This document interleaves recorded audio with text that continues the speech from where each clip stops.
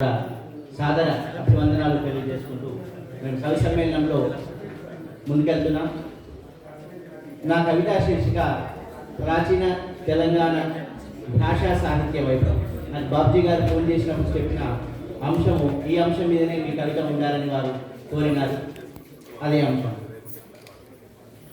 మాటలాడు వేల నోట తాంబూలము కవితలల్లు కథన కమనీయ భావము. మాటలాడు వేల నోట తాంబూలము కవితలల్లు కథన కమనీయ భావము.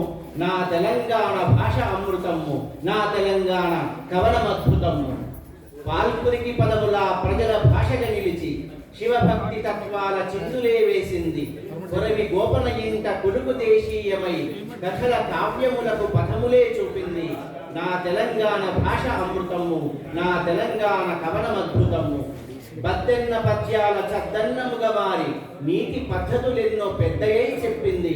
గోనబుద్ధారెడ్డి కొలువగా రాముణ్ణి ద్విపద రామాయణ దివ్యరసనయ్యింది. నా తెలంగాణ భాష అమృతము, నా తెలంగాణ కవనమద్భుతము. మారణ కవి మహిమ తొలి పురాణమై మార్కండేయుని మహతినే చాటింది. పోతన్న పద్యాల పోతబోసిన తీపి భాగవత రసరమ్య భక్తి సుధ అయ్యింది.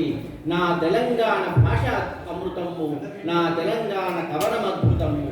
పినవీరభద్రుని కనుపాపగా ఎదిగి వాణిన రాణియని వాసి అయి ఎగిసింది. చరిగొండ ధర్మన్న చరితలో నిలువంగా చిత్రభారతముగా ఛత్రమై గెలిచింది. నా తెలంగాణ భాష అమృతము, నా తెలంగాణ కవనమద్భుతము. అద్దంకి గంగాధరాకవి అద్దిన తపతి సంవరణ సత్కావ్యమయ్యింది. కొనగంటి తరగన్న అచ్చ తెలుగులోన విచ్చిన యయాతి చరిత కామయ్యింది. కంచర్ల గోపన్న కమనీయ కీర్తనలు రామభక్తి ఫలిత నైవేద్యమయ్యింది. దోమకొండ కోట కవుల కానాచవగా, దోమకొండ కోట కనుల కానాచవగా తెలుగు కేతనముగా తేజమై విరిసింది. మాటలాడు వేల నోట తాంబూలము కవితలల్లు కథన కమనీయ భావము. నా తెలంగాణ భాష అమృతము, నా తెలంగాణ కవనం అద్భుతము. ధన్యవాదాలు తెలియజేసుకుంటూ మిత్రుడు అంబీర్ మనోహర్ రావు గారిని ఆహ్వానించిన వాయిస్ ఆఫ్ కామారెడ్డిగా చెప్పుకుంటాం.